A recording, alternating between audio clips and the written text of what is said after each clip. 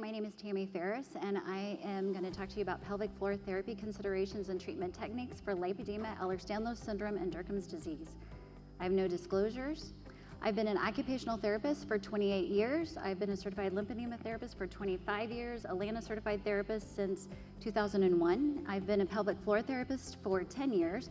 I was a participant and co-author in the standard of care of lipedema in the United States, and I have lipedema. I'm going to skip over my learning objectives for time. So there is literature that supports pelvic floor dysfunction in lipedema, Ehlers Danlos syndrome, and Dercum's disease.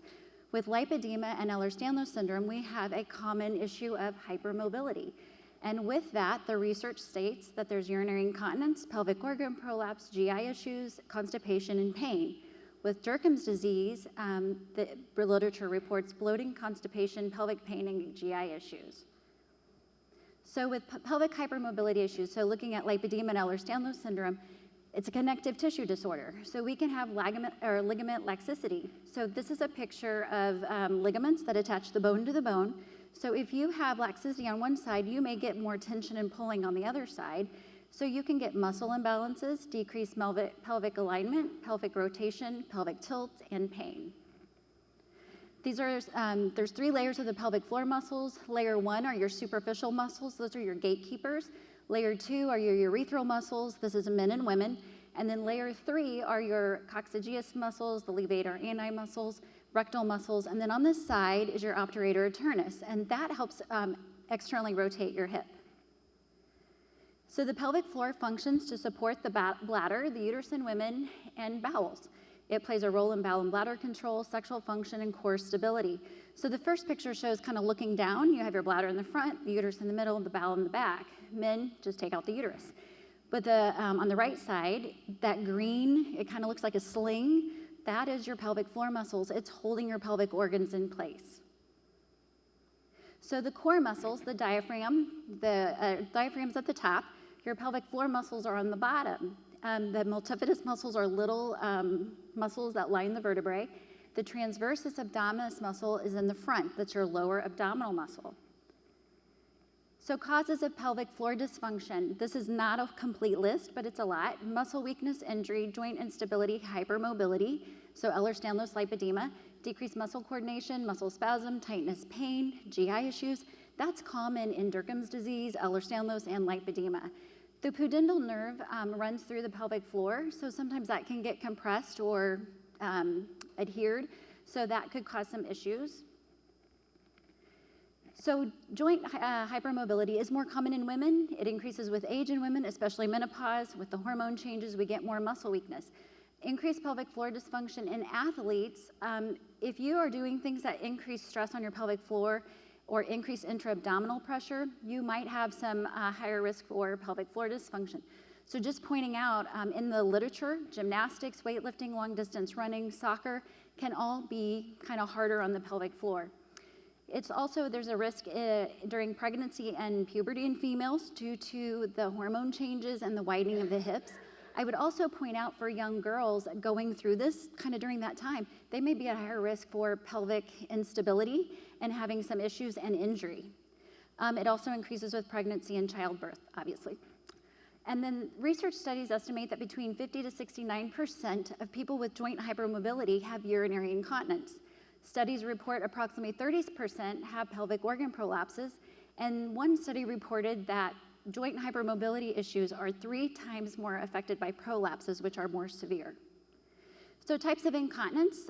Stress incontinence is when you cough, sneeze, or laugh, and you put pressure on your pelvic or on the bladder and you get a little leakage. Urge incontinence is when you have the urge and you just can't control it and you kind of leak. Mixed is, we see this a lot. It's a little bit of both, stress and urge. Overflow, little self-explanatory. Functional incontinence, you just can't get to the bathroom in time for numerous reasons. So pelvic organ prolapse, this is when the organ slips down into the pelvic floor and it can bulge outside the vagina or the rectum. So I've listed a lot of different types of prolapses, and if you remember that picture I showed you that had the green kind of sling, that's holding everything in. The bladder and the rectum can press on the vaginal wall and can slide down in the vagina. So that would be a cystocele if it's the bladder, a rectocele if it's the rectum, and the rectum can also slide out the anal opening as well. And then obviously the uterus can slide down the middle, and that's a uterine prolapse. If you've had a hysterectomy and you take out the uterus, you're leaving more room for the things to slip and slide, so you're at a higher risk for pelvic organ prolapse. There are 4 stages of pelvic organ prolapse. Stage 1 and 2 is when it's up in the opening. When we do our vaginal assessment, we may have somebody bear down, and you can see that tissue kind of coming down the vaginal opening. A lot of people don't know they have stage 1 or 2 prolapse. Stage 3, it's at the vaginal opening. Stage 4, it's actually coming out. You can have multiple prolapses. I've had people that had cystoceles and rectoceles at the same time. I've had people with stage 3 and 4 prolapses that decided not to have a pessary or do surgery. We still do therapy. We can't make it get better, but we might be able to prevent it from getting worse. Moving on to constipation, some studies define constipation as having less than 3 BMs per week. However, other studies report you might want to consider some other factors. What's the stool look like? Is it firm? Is it hard? Is it dry? Is it small little pebbles? Do you strain? Do you have bloating, feeling full after eating? You can have constipation with diarrhea and IBS. You can also have it with daily bowel movements if you're having a lot of the above symptoms. Pelvic pain, again, this is just not a complete list, but it is a decent list. Pelvic muscle tightness, tension on the pelvic floor, stress. Some people hold it in their shoulders, some people hold it in your pelvic floor. Joint hypermobility. Again, with Ehlers Danlos lipedema, that's maybe an issue. Trauma. A lot of people with PTSD hold tension or their stress in the pelvic floor. And then scar tissue, if you've had pelvic surgeries, abdominal surgeries, episiotomies, we may get some pelvic pain from some of that. Nerve impingements, I already talked a little bit about the pudendal nerve. There's other nerves that run through the sacrum and come down in the lower spine that can cause some issues as well, but I'm gonna kind of move on from that. Pelvic organ prolapses, a lot of people complain more of a heaviness or kind of a discomfort. Then I just put in skin disorders just because it can cause pelvic pain. It is not indicative of lipedema, Ehlers Danlos, or Dercum's disease, and I just specifically put in glycan sclerosis as an example. Pelvic pain may occur with sex, with inserting a tampon or a BM. If you are having any of these, I would highly recommend seeking a pelvic floor therapist. You might be surprised how much help you can get from them, and especially constipation pain in that too. So with pelvic floor therapy, we want to improve muscle strength and coordination. We want to improve joint stability. We want to decrease pelvic muscle tension and spasms, decrease pelvic pain, decrease constipation, urinary incontinence. Obviously, we're going to look at an individualized treatment plan. We're all different, and improve quality of life. So there's evidence-based treatment techniques that we use. Manual therapy, it's a hands-on approach. Myofascial visceral techniques, joint mobilization techniques, internal pelvic floor therapy. We're just using a finger and we're just looking at muscle tension, spasms, tightness, trigger points, the coordination of the muscles, and then the strength. And that is the only way that we really know what is going on in a pelvic floor. Therapists who don't do that, you don't know if there's other issues going on unless you do that. Pelvic floor muscle retraining through neuromuscular re-education, vagus pudendal nerve glides, E-stim might be used. Biofeedback, it allows visual awareness of your pelvic floor contraction, pelvic floor muscle strengthening relaxation exercises, diaphragmatic breathing, and core exercises. Role of the diet, this is really important. There are foods and drinks that can cause the bladder to get irritated. It can increase bladder frequency and possibly cause urinary incontinence. So there's a list: alcohol, caffeine, chocolate, citrus drink, artificial sweeteners, highly acidic foods, spicy foods, and carbonated drinks are some. Constipation, dairy can cause constipation for some people. If you don't have enough fiber in your diet, if you're dehydrated, not enough water, pain medications, iron, calcium supplements, GLP-1 drugs. I've had numerous patients that complain of constipation, bloating, gas, and we do throw in some treatment for that. Laxative abuse. IBS, GI issues. Dairy, again, can be a factor. Gluten, food sensitivities, increased sugars and carbs. And as a therapist, we really recommend a bowel and bladder log and keeping a list of your food and drinks. A lot of times we can look at it together and see if there's a pattern or if there's a trigger, and then that's just very helpful and it will help guide our treatment. So we also want to improve bowel and gut health through, if you can get 6 to 8 hours of sleep, it allows time for the gut to move things through the colon to have your BM in the morning. That's when the bowels would really like to go. Increase your water and fiber intake. Drinking half of your body weight in water is not realistic for a lot of people. So I tell people, if you can do that, great. If not, just get one more cup of water, what you normally do. Let's start slow, kind of move on. Improve your gut microbiome, so important for that gut. Again, that fiber is really important. But if you are on, sometimes the GLP-1 drugs can slow the motility, so you just need to make sure you're drinking your water. Decrease carbs, sugars. Bacteria feeds on carbs and sugars, which can lead to gut dysbiosis, which can lead to GI issues. Exercise and movement is important. Mobility improves motility. So as a therapist working in the hospital system a long time ago, once you get people moving, they have to poop a lot of times. So we always thought we had this sign that said, I need to poop on my head. We just got them moving. So diaphragmatic breathing, this is really important. You want to inhale slowly in your nose, count to maybe 4 or 5. Think of your abdomen as a barrel or a balloon and kind of just gently breathe that in. As you exhale, you're going to blow out your mouth. Again, nice slow exhale. What's going on at that time is as you're inhaling, your ribs expand, your diaphragm moves down. As you exhale, the ribs come in, the diaphragm moves up. So think of this as a piston. So as you inhale, that piston's moving down. It puts a stretch on those pelvic floor muscles. That's your yoga for the pelvic floor. As you exhale, it's going to come back up. Toileting. Nobody ever teaches us to go to the bathroom correctly. Everybody in this room should be sitting on the toilet if you can, even if you're a man. You want to relax your jaw. There is a connection between the jaw and the pelvic floor. If you clench your jaw, you might have a tight pelvic floor. Position, you want to lean forward. If you can put a stool under your feet, get that hip flexion. They make stools for this, or you can find something around your house. And then we're going to add in the diaphragmatic breathing. This is what people don't know they should be doing while they go to the bathroom. You want to do this with urination and having a bowel movement. Think of that piston. If you are leaning forward and then you're breathing, it's putting a little more pressure on your bowel and bladder. You're going to decrease your straining, improve your colonic motility. It increases complete bladder emptying. It decreases the risk of hemorrhoids and pelvic organ prolapse. Think of your bathroom as a spa. No distractions. Don't take your phone in there. Don't read. Don't do anything but breathe and relax. Colonic massage. If you have constipation, gastroparesis, slow movement, or gas, this might help. So you're going to just take your hand, start in that right lower quadrant. There's a picture on the side of kind of the colon, and you're going to kind of press and kind of scoop up and around under the ribs and down that left side. You can hang out on that left side. That's where it's going to come down and out. So you can do this sitting, lying down. You can even do it on the commode if you need to. And you can use your fist if you need to. I have a lot of patients that have arthritis. They use a little mini massager, and they have vibration. Kind of adds a little more stimulation. Vagus nerve stretch, cranial nerve 10, another important one. It increases your parasympathetic nervous response. There is a brain-gut connection. It aids in digestion, and it aids in elimination, direct link. So this is a vagus nerve stretch. You're going to just gently tilt your head to the side. And if you want to look to kind of where your elbow is and kind of hold that stretch, and then you're going to go to the other side. Sometimes I do this in traffic when I get stressed out, so you can do that whenever. Pelvic floor relaxation stretches, pelvic pain and constipation. So these are great to relax the pelvic floor. That's what we want to do when you have pain and constipation. Happy baby pose, modified pose if you can't do both legs, knees to chest, child's pose. I have a lot of patients that cannot get in these positions. I just have them sit, lean forward, maybe put their hands on another chair, and we just do some breathing while we do that. Butterfly pose, wonderful exercise, and add in the diaphragmatic breathing.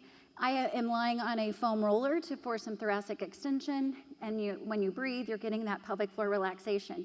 Pelvic thoracic rotation stretch, another great one to do, and you can add in some diaphragmatic breathing with that as well. So that is for pain and constipation and relaxation. Now we're going to move on to, we want to strengthen and increase stability. So now we're going to tighten things. So the pelvic brace gives support to the organs and it increases stability. So if you gently tighten that lower ab, just about 10%, not a full strength, what you don't know is you're automatically activating those little multifidus muscles on the spine. And then at the same time, you're going to squeeze their urethral muscles, your rectal muscles. So think about stopping the flow of urine, stopping a bowel movement, and then feel kind of a gentle lift up inside. If you don't feel that lift, your muscles are probably just really weak. So keep working on it. But you're going to do those together. So tighten the lower ab and the pelvic floor at the same time. So moving on, the quick squeezes, you're gonna do these very quickly. So you're gonna squeeze, relax, squeeze, relax, squeeze, relax. And then I would recommend practicing as sitting, supine, standing. These are your anywhere, anytime, any place exercises. The car is a great place to do these. And then this is what you're gonna use to delay a urinary urge. So let's say you're sitting out there and you have to go to the bathroom, but you can't get up and go. You're gonna do 5 or 6 really quick, strong squeezes. And then here's the hard part. Try not to think about your bladder. Try to think of something else. Don't think about how you have to go to the bathroom. I have a patient, she told me the other day, I just sing a song. I know I was driving here from Kansas. I was looking at nature, trying to look at the trees and relax until I could make a stop. There is a neurological pathway from the brain to the bladder. It's called the Bradley's loop of McTrician. And so you can talk to the bladder and you can tell it, hold on. Coordinated pelvic floor exercise. This is really important. A lot of people don't know when they do a Kegel, they might not be doing it right. This is the right way to do it. So think of that piston again. So when you inhale, remember it's pressing down with that air. You're stretching your pelvic floor muscle. You're doing your stretch. And then as you exhale is when you're gonna squeeze. That's when that diaphragm comes up. Inhale, relax, exhale, and squeeze. That is the right way. When you do it, you're gonna feel like it's backwards. But the more you do it, it'll get easier. An endurance exercise. This is for strengthening those muscles. So you're gonna do that pelvic floor squeeze again, but you're gonna try to squeeze and hold it for 10 seconds. If you can't, start with 3 seconds, move up to 5, and then 10 seconds if you can. Don't hold your breath. A lot of people will count out loud, that might help, and then just do that gentle tight little activation. And if you have a pelvic organ prolapse, if you can put a pillow under your hips, you're gonna use gravity to pull that organ back, and you're gonna get a little better squeeze. Caution, do not do these on the toilet. Don't ever practice your squeezes on the toilet. You will teach your bladder bad habits. Core exercises. So these are great exercises. Pilates is a great place to do these too. Yoga, there's a lot of yoga poses that you can tighten your pelvic floor and do some exercises. So you're gonna do adductor squeeze, you can squeeze a ball or you squeeze your knees together. Hip abduction, you're just going out and in while you're squeezing. Leg lifts, you can make this as easy or hard. You can just do a leg lift, or if you wanna make it harder, extend your leg. Clams, you can also throw a TheraBand around your knees and kind of do a little extra resistance. And as a therapist, what we're looking at is we don't want a lot of pelvic movement. We don't want the rock and roll. We want people to be stable. That's what that pelvic brace is doing. The pelvic bridge is one of the best exercises, especially if you have a pelvic organ prolapse, because you're gonna use gravity to pull that organ back and do your squeeze and get you a better strength. So if you can do that, you're just gonna squeeze as you lift, hold, make sure you get a good squeeze while you're up there, and then come back down. Core exercises with cat-cow, another great one. You're going to exhale and squeeze as you go down, and you're gonna inhale as you come back up. Exhale and squeeze, inhale as you come up. And again, you can break that exercise down and you can modify it if you can't get on all fours. Last thing, mind-body interventions. This is so, so important. The bowel, bladder function and pain reduction are optimized by decreasing stress, stimulating your parasympathetic nervous system through relaxation. Your body will love you if you can relax. Diaphragmatic breathing, 5 to 10 minutes a day. As a lymphedema therapist, your lymphatics will love you as well. A third of your lymph nodes lie in the abdomen. So if you do your pelvic floor squeezes and you breathe, you might be stimulating your lymphatics and getting a little better decongestion. Cognitive behavioral therapy. As a therapist, we do this a lot and people don't realize we're doing it. Meditation, relaxation techniques, guided imagery, gratitude, Tai Chi, yoga, all great things to relax. And these are my literature review.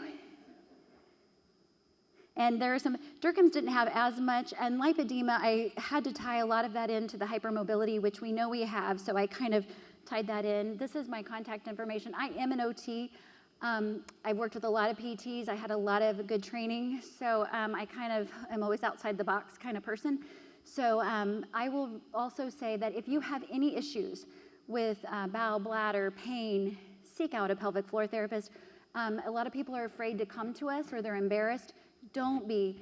It is life-changing for these people, and especially when people tell me, I have control of my bladder, I can poop without, we celebrate the poops. You want the Goldilocks poop.